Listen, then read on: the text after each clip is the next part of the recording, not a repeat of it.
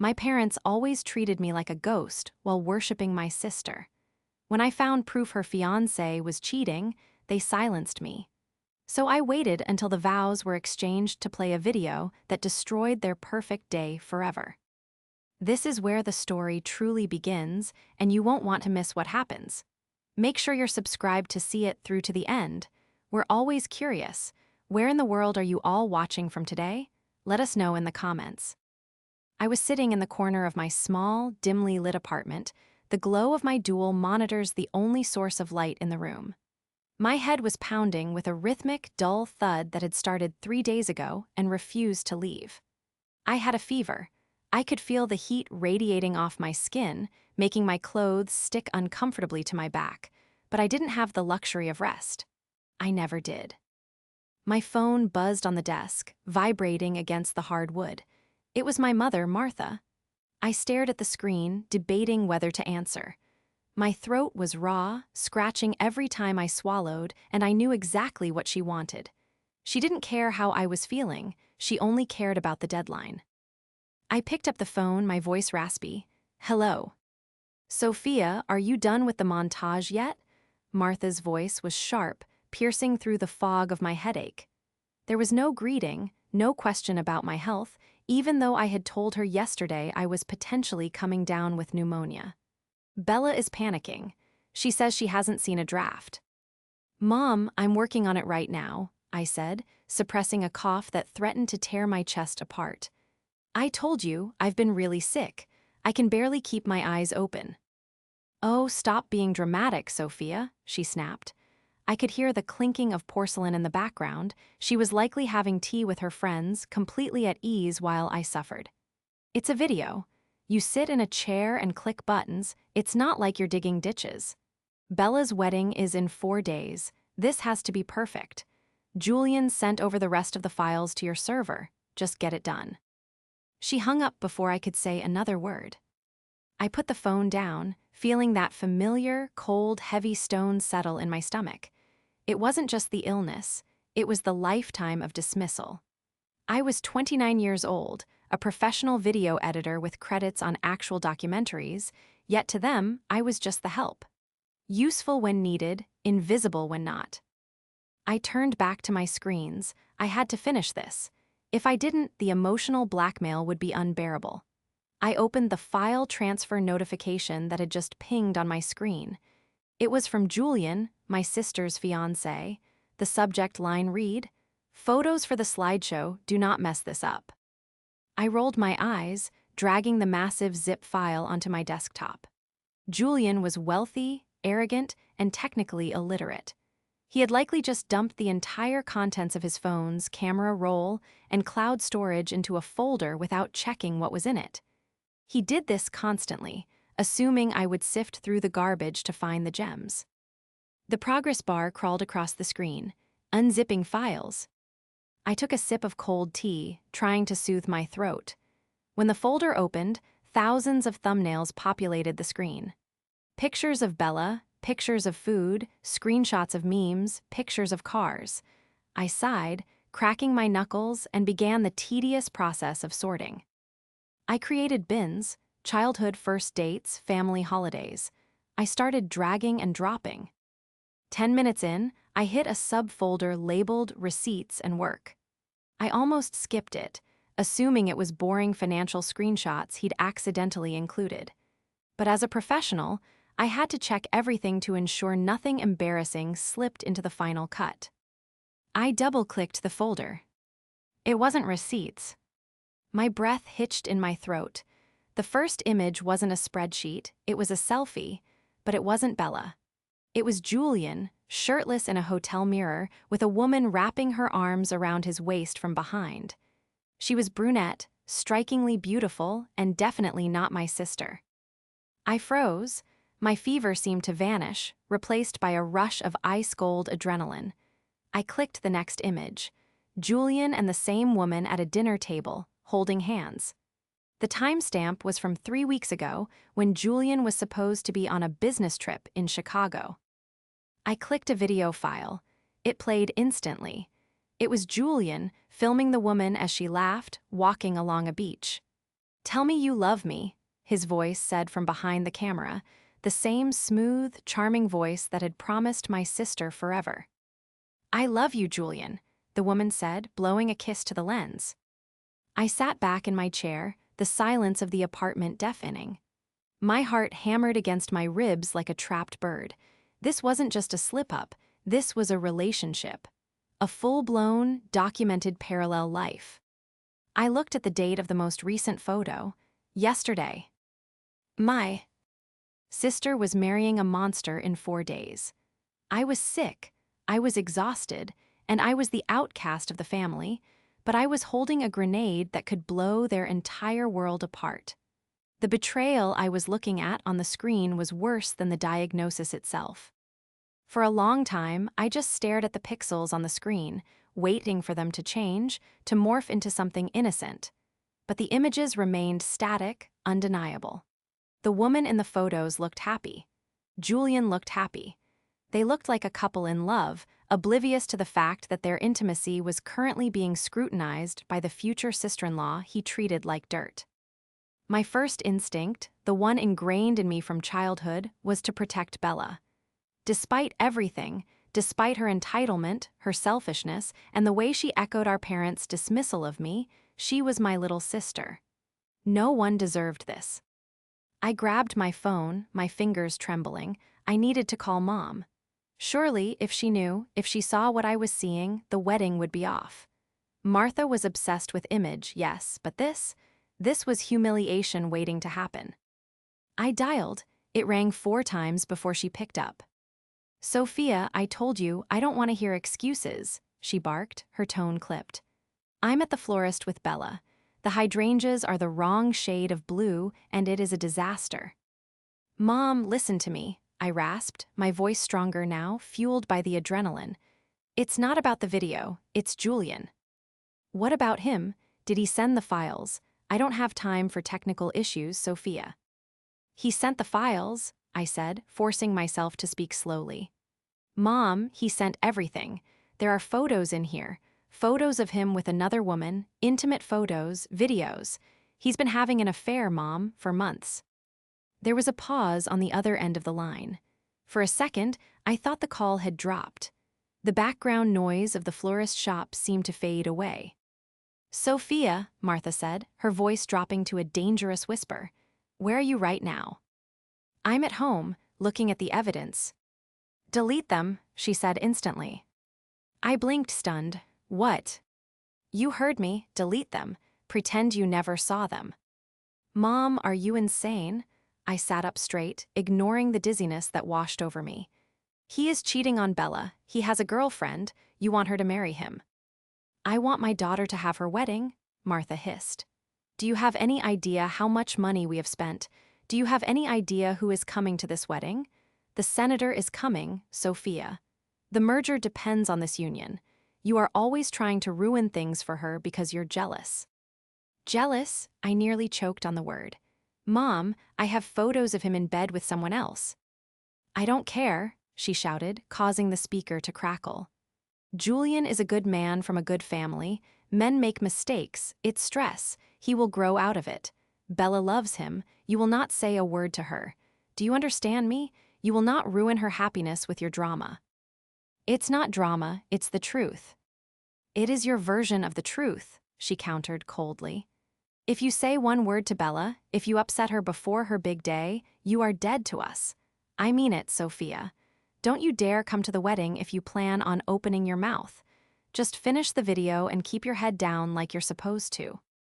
The line went dead. I sat there, the phone still pressed to my ear, listening to the dial tone. A coldness spread through my chest that had nothing to do with the fever. They knew, or at least they were willing to ignore it. The image, the money, the merger, it was all more important than Bella's dignity, more important than the truth. I looked back at the screen. Julian's smiling face mocked me. He thought he was so safe. He thought I was just Sophia the editor, the quiet sister who did what she was told, the one who didn't matter.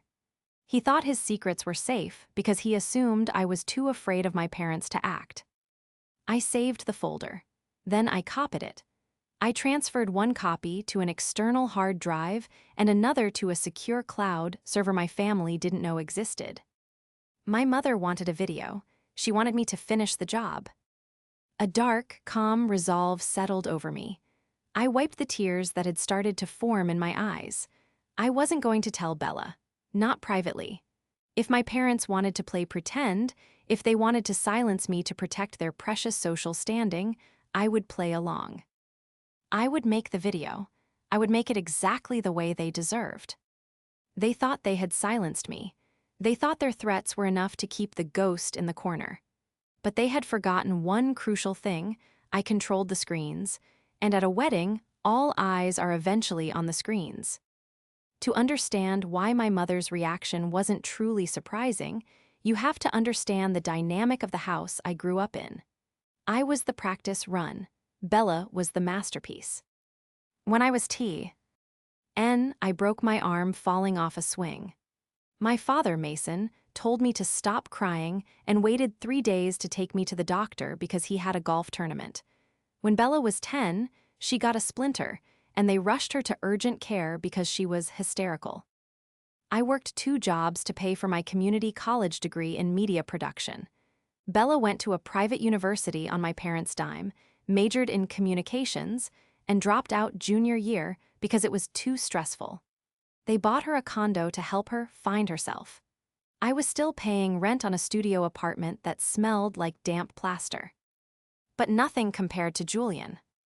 Julian was the golden ticket. He came from old money, the kind of family my parents desperately wanted to be associated with. He was 30, a consultant for his father's firm, which mostly seemed to involve wearing 3-piece suits and drinking scotch at noon. I met him properly for the first time a year ago. He had looked me up and down, sneered slightly at my thrift store jacket, and asked, "So, you're the one who plays with cameras?" "I'm a documentary editor," I had corrected him. "Right, cute," he had said, dismissing me entirely to turn his beaming smile toward Bella. From that moment on, I was just a utility to him. Need a ride from the airport? Call Sophia. Need someone to walk Bella's dog because it's raining? Call Sophia. Need a free promotional video for his startup? Call Sophia. The day after I found the photos, I had to go to my parents' house for the final rehearsal dinner walkthrough. I was still feeling terrible, masking my fever with a cocktail of ibuprofen and caffeine.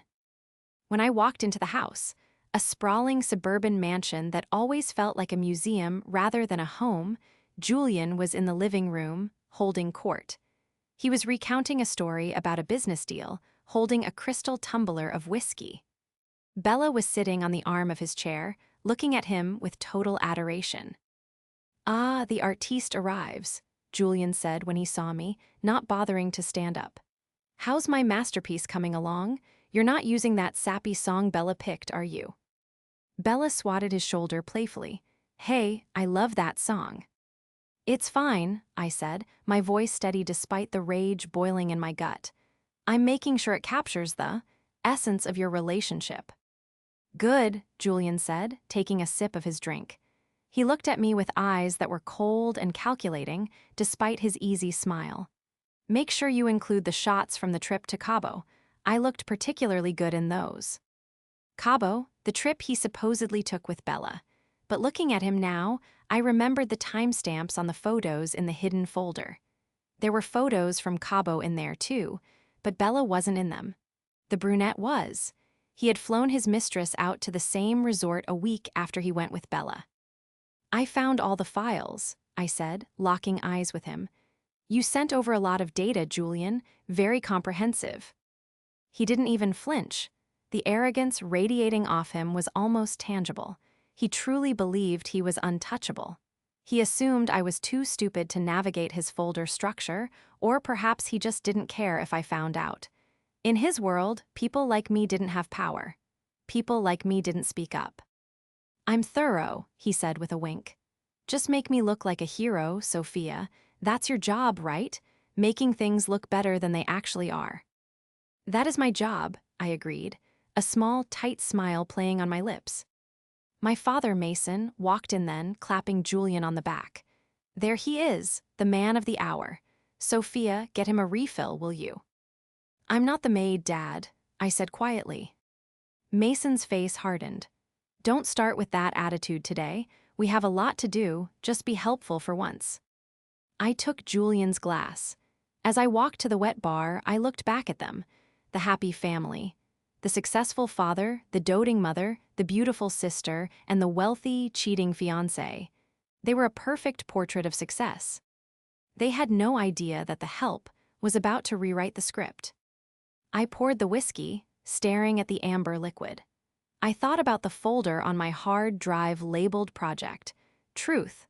I thought about the specific editing techniques I could use to match the beat of the music to the most incriminating screenshots. I walked back and handed Julian his drink. Thanks, sweetie, he said condescendingly, not even looking at me. You're welcome, I said. I can't wait for everyone to see the video on Saturday. It's going to be really illuminating. That's the spirit, Mason said, oblivious. I walked away, my headache forgotten, replaced by a cold, sharp focus. I had work to do. The fever had settled into a dull, rhythmic thumping behind my eyes, but my mind had never been clearer. It was 3:00 a.m. The rest of the world was asleep, but I was deep inside the digital architecture of Julian's deceit. My mother's voice till echoed in my head, delete them. That command had been the final severance of the cord. If she wasn't going to protect Bella, and if Bella was too blinded by the diamond on her finger to see the snake wrapped around her wrist, then the burden of truth fell on me. But I knew that raw photos wouldn't be enough. Julian was a salesman. He could spin a still image. He would say it was a cousin, an old friend, a prank, or a misunderstanding. He would say the timestamps were glitched. He would use his charm and my parents' desperation to paint me as the jealous, unstable sister trying to sabotage their happiness. I needed irrefutable proof. I needed a narrative so tight, so damning, that no amount of gaslighting could untangle it. I turned back to the folder labeled Receipts and Work. Julian was arrogant, but his organizational skills were sloppy. He treated his cloud storage like a junk drawer. I started opening PDF files that looked like boring invoices. Most were mundane, catering deposits, suit fittings. But then I found a folder nested deep within a subdirectory called Personal Finances Q3. I clicked on a PDF titled Tiffany Invoice 912. It was a receipt for a diamond tennis bracelet. Cost $12,500. The date was from 2 months ago. I frowned. Bella didn't own a tennis bracelet. I knew every piece of jewelry she had. She flaunted them constantly on Instagram. I kept digging. I found a second receipt, dated 3 days later. Star Jewelers Engagement Setting Modification. Cost $1,200. I pulled up the photo of Bella's engagement ring on her social media. It was a beautiful ring, sure, but it was from a chain store. I zoomed in. Then I looked at the first receipt again. The shipping address for the tennis bracelet wasn't Bella's condo. It was an address in the upscale Marina District, downtown, an apartment complex where the rent for a studio cost more than I made in 3 months. I copied the address into a search engine. Then I cross-referenced it with the metadata from the photos of the brunette woman. The GPS coordinates from the metadata on the breakfast in bed photo matched the Marina District address perfectly. Got you, I whispered to the empty room. But I wasn't done. I needed a name. I went back to the video clip, the one where she said, "I love you, Julian." I pulled the audio into my editing software. I isolated the background noise. It was faint, but in the first few seconds of the clip, before she spoke, there was a voice in the background, a TV or a radio. I cranked the gain and applied a noise reduction filter. And a happy birthday shout out to Vanessa K. from your mom in Ohio. Vanessa. I went to Instagram. I searched Vanessa and Ohio and the Marina District. It took me 45 minutes of scrolling through hashtags, but I found her. Vanessa King. Her profile was public. My stomach turned as I scrolled. It was a shrine to her life with Julian. There was a photo of them at a vineyard, posted on the day of my grandmother's funeral, which Julian had missed because of a work emergency. There was a photo of the Cartier bracelet captioned, "He spoils me, anniversary 1 year." 1 year, he had been with her for a year. He had proposed to Bella 6 months ago. And then, the kicker, the most recent post from just 2 hours ago. It was a photo of a wedding dress hanging in a window with the marina skyline in the background. The caption read, "Can't believe I'm looking at venues next month. Being a bride is going to be so stressful, but Jay makes it all worth it. Future misses." I sat back, the air leaving my lungs. He wasn't just cheating on Bella. He was living a double life. He was engaged to Vanessa, or at least promising her a wedding, while actively marrying my sister. He was playing them both, likely using funds from one to pay for the other, juggling 2 fiancés in the same city. This wasn't a mistake, this was pathology. I looked at the time. 5:30 a.m. The sun was starting to bleed through the blinds, casting a gray light over my cluttered desk. I felt physically ill, my fever was spiking again, my joints ached, but the fire in my chest was hotter. I opened my editing timeline. The project file was named Bella Julian Wedding Story Final. I duplicated the sequence. I renamed the new timeline The Real Story. I dragged the clip of Vanessa blowing a kiss onto the timeline. I dragged the photo of the Cartier receipt. I dragged the screenshot of her Instagram post about being a future Mrs. Then I began to edit. I didn't just throw the clips together. I used my skills, the skills my parents called a hobby, to craft a masterpiece. I color graded the footage of his betrayal to look cinematic. I synced the audio of his lies to the beat of the romantic ballad Bella had chosen. I worked through the morning, fueled by spite and cough syrup. By noon, I had a rough cut. It was brutal, it was undeniable. And it was ready to be seen. The rehearsal din. Nur was held at the Gilded Lily, a venue so pretentious they didn't serve water with ice because it disrupted the palate. I arrived late. I had spent the afternoon rendering the video files and ensuring I had backups on 3 different USB drives, one of which was currently taped to the inside of my thigh. I wasn't taking any chances. When I walked into the private dining room, the noise was overwhelming. Laughter, clinking glasses, the hum of expensive conversation. My mother, Martha, spotted me instantly from across the room. Her eyes narrowed. She didn't wave. She just checked her watch and scowled. I made my way to the table. There was no seat for me at the head table with the family. I was seated at a round table near the kitchen doors, along with the wedding planner's assistant and a cousin we only saw once a decade. "Nice of you to join us, Sophia," Mason said as he walked by, clapping a hand on my shoulder that felt heavy and dismissive. "Did you finish the thing?" "The video, yes," I said, my voice steady. "It's all done." "Good, don't mess it up. The projector costs more than your car." He laughed at his own joke and walked away. I watched Bella. She looked radiant, I had to admit. She was wearing a white cocktail dress, laughing at something Julian was whispering in her ear. She looked so happy, so oblivious. A pang of guilt hit me hard. Was I doing the right thing? Was destroying her world publicly really the only way? I looked at Julian. He was preening. He had a hand on Bella's waist, but his eyes were scanning the room, checking who was watching him. He looked bored. I stood up. I needed to know. I needed to look him in the eye one last time and see if there was any humanity in there. I waited until he went to the bar for a refill. I intercepted him in the hallway leading to the restrooms, away from the prying eyes of the guests. "Julian," I said. He turned, swirling the scotch in his glass.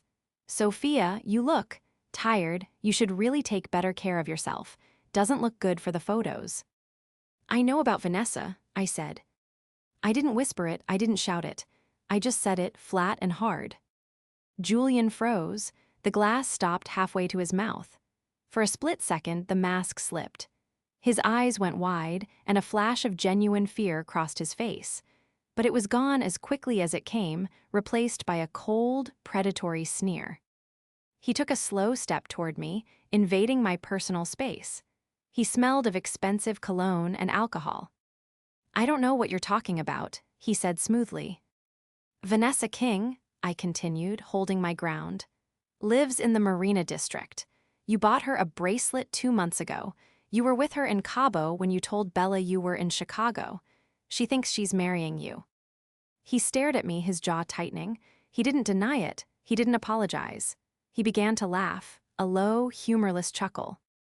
"You really are pathetic, you know that," he said, shaking his head. "You've been digging through my files. What are you, a stalker? You're just jealous because Bella got the ring and you got. What? A cat and a rent payment you can't make." "I have proof, Julian, photos, receipts, audio."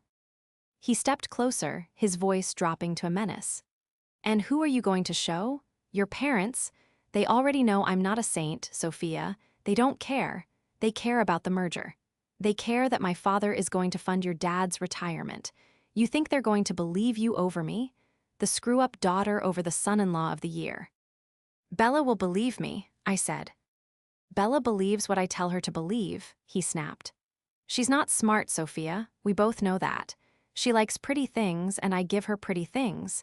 If you try to blow this up, do you know what will happen? You'll be the villain. You'll be the crazy sister who tried to ruin the wedding. You will be exiled. Daddy will cut you off completely. No more safety net." "I don't have a safety net," I said. "I never did."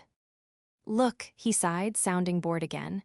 "Be a good girl. Play the video. Make me look like Prince Charming. And maybe, after the honeymoon, I'll have a word with your dad about helping you with that student loan debt." How does that sound? A little hush money for the poor relation. He reached out and patted my cheek. It took every ounce of my willpower not to bite his hand. "Enjoy the dinner, Sophia," he said, pushing past me. I stood in the hallway, shaking, not with fear, but with a rage so pure it felt like clarity. He had just confirmed everything. He thought he had bought everyone. He thought I was powerless because I was poor. He had made the classic mistake of a narcissist. He assumed that because I was quiet, I was weak. I walked back into the dining room. My father was tapping a spoon against his glass for a toast. "To Julian and Bella," he boomed. "A match made in heaven, 2 families coming together with honesty and integrity." "Here's her." The room cheered. I raised my glass of water. I watched Julian smirk at me from across the room. Honesty and integrity. I drank the water. It was cool and soothing on my throat. "Okay, Julian," I thought. "You want Prince Charming? I'll give them a show they'll never forget." The morning of the wedding was chaotic. The venue was a historic estate on the coast, with sweeping cliffs and a reception tent that cost more than my entire education. I was up at 5:00 a.m. Not because I was excited, but because my mother was banging on my hotel room door. "Sophia, get up. We need you in the bridal suite for steaming duties." Steaming duties, of course. I opened the door, dressed in my designated vendor outfit, black slacks and a black blouse, distinct from the bridesmaids' pastel gowns. "Good, you're awake," Martha said, pushing past me into the room. She looked around suspiciously. "Where is the drive, the video file?" "It's in my bag," I said, pointing to my laptop bag on the desk. "Get it out, Julian wants to see it." My heart skipped a beat. Now, I still have some final color corrections to do. "He insists," she said, holding out her hand. "He's nervous. He wants to make sure the music is right. Give it to me." Panic flared in my chest. If Julian saw the real video, everything would be over. He would destroy the drive, or worse, he would physically stop me. I knew he was capable of it. The way he had looked at me in the hallway last night proved he was dangerous. "I can't give you the drive, Mom," I said, my mind racing. "The file is linked to the render cache on my laptop. If you try to play it on another computer without the source files, it will glitch. It won't play." It was a lie, a technical jargon lie that I prayed she wouldn't understand. She frowned. "Don't get technical with me. Can he watch it on your laptop?" I suppose, but I need to finish the export first. It's at 80%. Fine, she huffed. Bring the laptop to the groom's suite in 20 minutes. Do not be late. And Sophia, she looked at me, her eyes cold. Fix your hair. You look like you just rolled out of bed. She slammed the door. I exhaled, rushing to my laptop. I had anticipated this. I knew Julian was paranoid. He was a control freak. He wouldn't trust me to just play the video without checking it first. I opened my editing software. I had 2 timelines: the real story and decoy love story. The decoy was exactly what they wanted. It was 5 minutes of slow-motion kissing, soft lighting, and generic pop music. It made them look like the perfect couple. It was nauseatingly sweet. I exported the decoy file. I named it Bella Julian Wedding Final, MP4. Then I took the real file, the one with the screenshots of the texts, the photos of Vanessa, the audio of his lies, and I exported it. I named that file System Cache Render 002, MP4. I buried the real file deep in a system folder on my desktop, changing the icon to look like a boring system configuration file.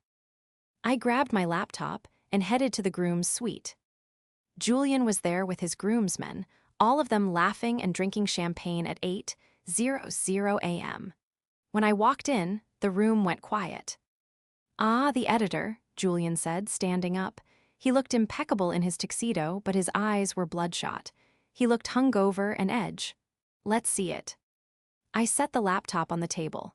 My hands were shaking, and I hoped he interpreted it as fear of him rather than the adrenaline of the con.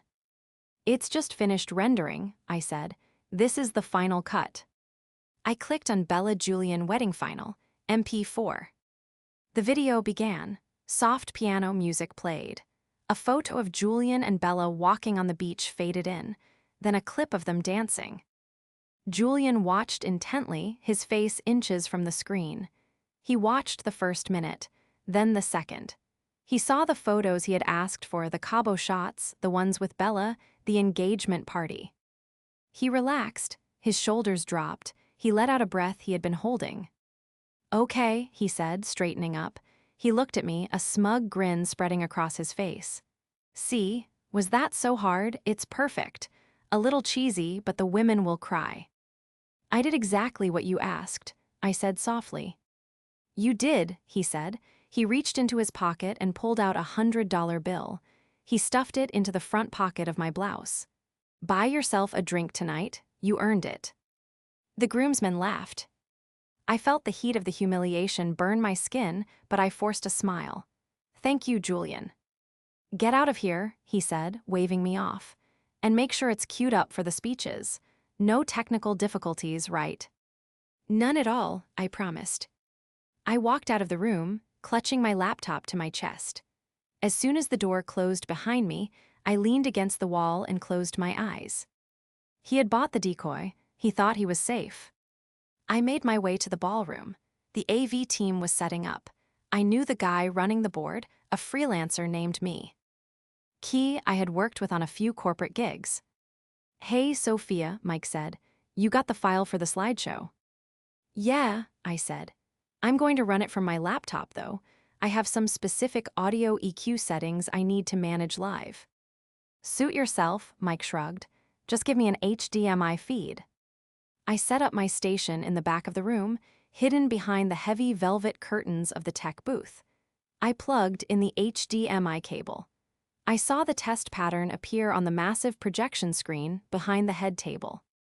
The stage was set, the trap was laid. I spent the next 4 hours being invisible. I steamed Bella's veil while she screamed at her bridesmaids about their lipstick shades. I held my mother's purse while she took photos. I watched my father shake hands with the senator, bragging about the union of our houses. I watched Julian at the altar, looking like the picture of virtue as Bella walked down the aisle. I watched them exchange vows. "I promise to be faithful to you," Julian said, his voice cracking with mock emotion. "To love only you, for as long as we both shall live." I stood in the back, nausea rolling in my stomach. Liar. The ceremony ended. The cocktail hour began. the guests moved into the ballroom. The sunset, the speeches began. My father spoke first, droning on about legacy. Then the best man, who told a sanitized story about how Julian and Bella met. Then the lights dimmed. And now, the DJ announced, his voice booming through the speakers, a very special video presentation created by the bride's sister, Sophia, to celebrate this beautiful love story. Please turn your attention to the main screen. A hush fell over the room. 300 guests turned their chairs. Julian put his arm around Bella, leaning back, confident and relaxed. He gave me a thumbs up from the head table. I was in the booth. My finger hovered over the spacebar. On my screen, 2 files were open, the decoy and the truth. I looked at my sister. She looked so happy. Destroying that happiness felt like a crime, but letting her live a lie was a worse one. I looked at my parents, who had told me to delete the evidence. I looked at Julian, the man who had threatened me, mocked me, and stuffed $100 in my pocket like I was a cheap stripper. No regret, I told myself. I minimized the decoy. I maximized System Cache Render 002, MP4. I pressed play. The projection screen, a massive canvas that dominated the front of the ballroom, flickered to life. The room was dim, the air thick with the scent of expensive lilies and roasted beef. 300 faces were turned upward, expecting a montage of childhood photos and romantic slow dances. I pressed the spacebar. There was no soft piano music. There was no fading in of a baby photo. Instead, the speakers crackled with a high-fidelity audio recording. The waveform visualized on the screen in stark, neon green lines against a black background. God, she is so exhausting, Julian's voice boomed through the ballroom. It was crystal clear, recorded from a voice memo I had found in his deleted folder. I just need to get through this wedding, secure the merger with her dad, and then I can go back to being a human being. She's like a puppy, always needing attention. It's pathetic. The silence that fell over the room was instant and violent. It wasn't just quiet, it was a vacuum. The clinking of silverware stopped. A waiter dropped a tray of champagne flutes, the crash echoing like a gunshot, but no one looked at him. They were paralyzed. On the screen, the visual changed. It cut hard to a screenshot of a text message thread. The contact name was Vanessa Work. Julian, miss you. This rehearsal dinner is torture. Her family is a nightmare. Vanessa, just think about Cabo next week, baby, just us. Julian, can't wait. I'll slip away tonight if I can. At the head table, Julian stood up so fast his chair toppled backward, hitting the floor with a loud clatter. His face was a mask of pure, unadulterated panic. Turn it off, he screamed, his voice cracking. He pointed a shaking finger at the projection booth. Cut the feed now. But Mike, the AV guy, had stepped back from the console, arms crossed, looking at the screen with wide eyes. I had locked the computer. No one could stop it but me. The video transitioned. A fast-paced, rhythmic montage of photos hit the screen, timed perfectly to the beat of a dark, ominous instrumental track I had selected. Click, Julian and Vanessa kissing in a hotel room. Click, the receipt for the $12,500 diamond bracelet. Click, a side-by-side comparison, Bella's chain store engagement ring versus Vanessa's Cartier bracelet. A collective gasp ripped through the audience. I saw my mother, Martha, bring her hands to her mouth, her face draining of all color. My father, Mason, was staring at Julian, his mouth opening and closing like a fish out of water. Then came the video clip. The screen filled with high-definition footage of a woman, Vanessa, twirling on a beach in a white sundress. The camera, held by Julian, panned down her body possessively. Tell me you love me, Julian's voice said from behind the camera, the same voice that had just vowed eternal faithfulness minutes ago. I love you, Julian, Vanessa laughed, blowing a kiss. I can't wait to be Mrs. Bennett. The video cut to the final image, the screenshot from Instagram posted that very morning, Vanessa's wedding dress. The caption, "Counting down the days, future misses." The screen faded to black. The text appeared in simple, white font, "Congratulations, Julian, good luck with the other wedding." The video ended. For 3 seconds there was absolute silence. Then, chaos erupted. "You son of a bitch." It wasn't my father. It was the senator, the guest of honor, the man whose approval my parents had sold their souls for. He stood up, throwing his napkin on the table with disgust. Julian was frantic. He looked at the crowd, his hands raised in a pathetic surrender. "It's a fake. It's AI. She made it up. Sophia is crazy." He spun toward Bella. My sister hadn't moved. She was sitting perfectly still, her hands resting in her lap, staring at the blank screen where the image of Vanessa had just been. Her face was unreadable, a porcelain mask of shock. "Bella, baby, listen to me," Julian pleaded, reaching for her arm. "It's a prank. Your sister is sick. She's jealous. You know she's always been jealous of us." Bella slowly turned her head to look at him. The movement was mechanical. She looked at his hand on her arm, then looked up at his face. The tears hadn't started yet. It was just horror, pure, unfiltered realization. "The bracelet," she whispered. Her voice was faint, but in the hush of the room, it carried. "You said the receipt in your pocket was for your mother." "It was," Julian lied, sweat pouring down his forehead. "It was for Mom." "No," Bella said, her voice trembling, gaining strength. "You took a call in the hallway last night. You said, 'I love you.' You told me it was your dad." She stood up. The chair scraped against the floor. She looked at our parents. Martha was sobbing into her hands. Mason was purple with rage, but he wasn't looking at Julian. He was looking up at the projection booth, searching for me. Bella looked back at Julian. He was still blabbering, trying to spin a web of lies that had already been incinerated. "You liar," she breathed, then she screamed it. "You liar."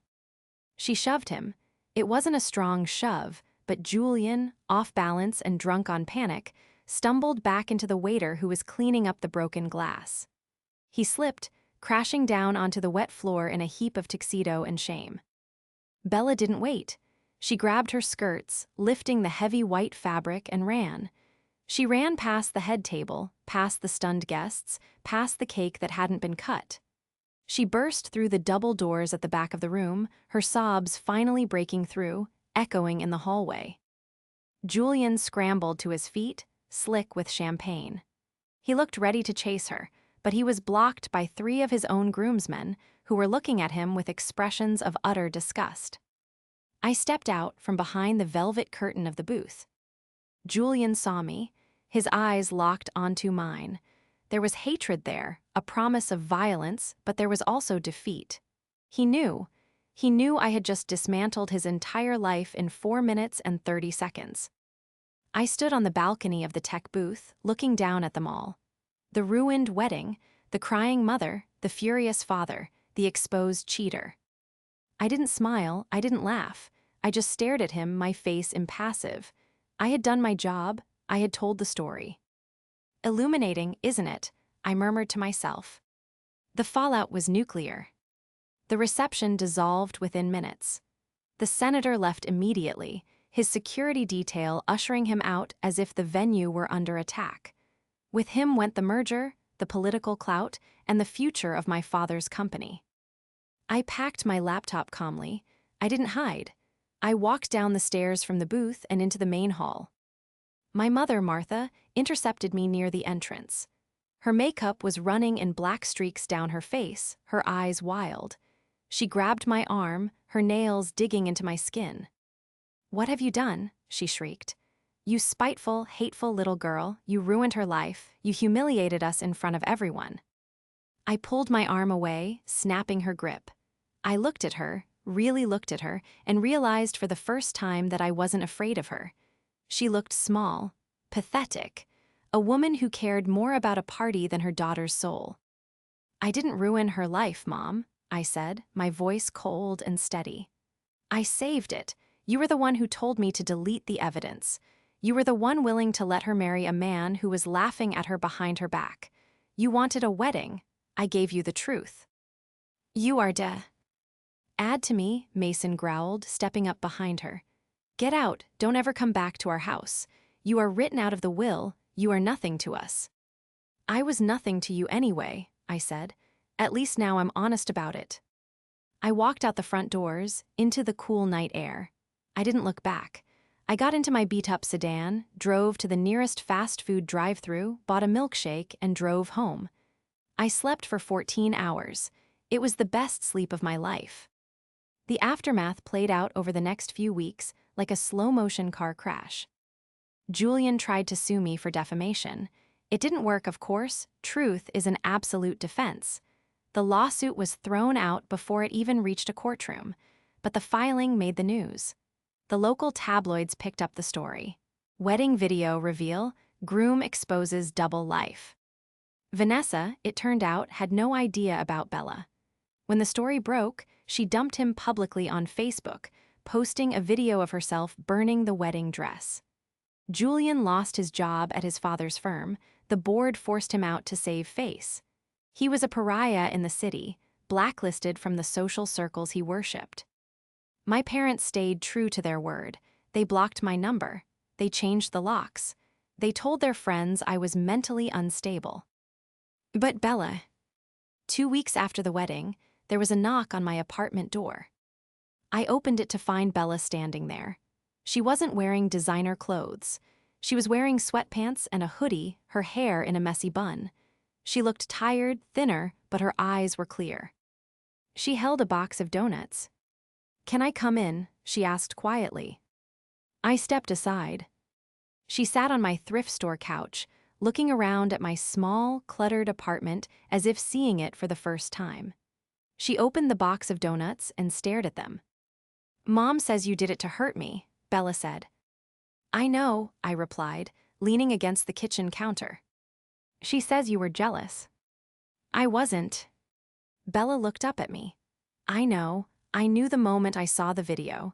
You didn't edit it to mock me, Sophia. You edited it to make sure I couldn't look away."